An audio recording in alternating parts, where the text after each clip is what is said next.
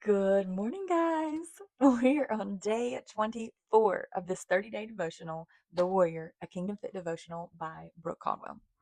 Day 24, The Commission Mission. Just as the Father has sent me, I'm now sending you. John 20:21. I grew up with a mom who liked to make lists. I don't recall many mornings waking up that there wasn't a list on our kitchen table of what needed to be done on that particular day. The older I got, my disdain for lists changed.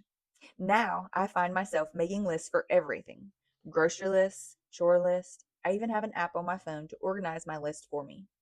I think I like lists because they let me know what's expected of me. I am task oriented girl for sure. Give me the details, instructions, step by step guidance, and I'm good to go. Of course, I try to translate this practice into my relationship with God. The instructions I'm going to show you today sometimes leave me feeling a bit overwhelmed. Listen to this from Ephesians 5:1. Be imitators of God in everything you do, for then you will represent your Father as His beloved sons and daughters.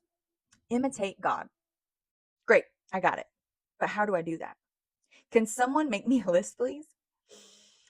Think back to earlier in our study. We talked about how Jesus came to show us what the Father was like. Jesus imitated God.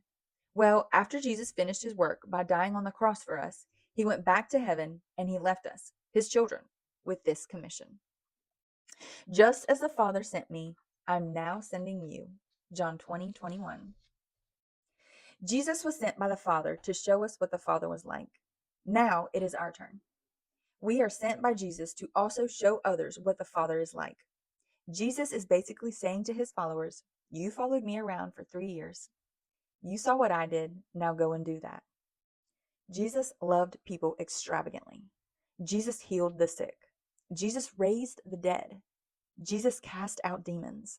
Jesus was continually led by Holy Spirit. Was Jesus actually telling his disciples that they could do what he had been doing? Listen to what Jesus told this same group of disciples right before he died on the cross. I tell you this timeless truth. The person who follows me in faith, believing in me, will do the same mighty miracles that I do, even greater miracles than these, because I go to be with my Father. John 14:12. So how is this even possible? This is definitely part of the commission, but doesn't it feel a little overwhelming? It feels that way because we are not capable of doing this without his help. Jesus has planned for us, his followers, to work alongside him to bring about transformation to the world. Remember, Jesus now lives on the inside of those who believe in him by his Holy Spirit. Now Christ lives in you. Yes, God raised Jesus to life. And since God's spirit of resurrection lives in you, he will also raise your dying body to life by the same spirit that breathes life into you. Romans 8:10 and 11.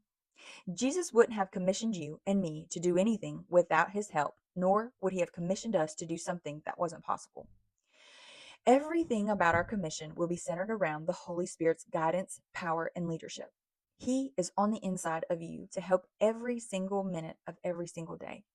If it is ever if it ever seems a bit overwhelming, as it does to me sometimes, go back to our verse from Ephesians 5 and look one more time at our instructions for being imitators of God.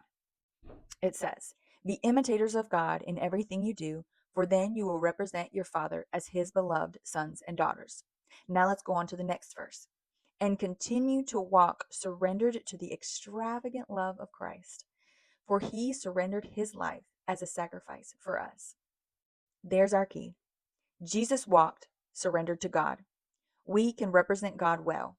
We can walk in his power and miracles when we walk surrendered to the love of Christ, to lay down our lives, our will, our preferences, and instead let the Spirit of God lead us in the ultimate display of a surrendered heart and life.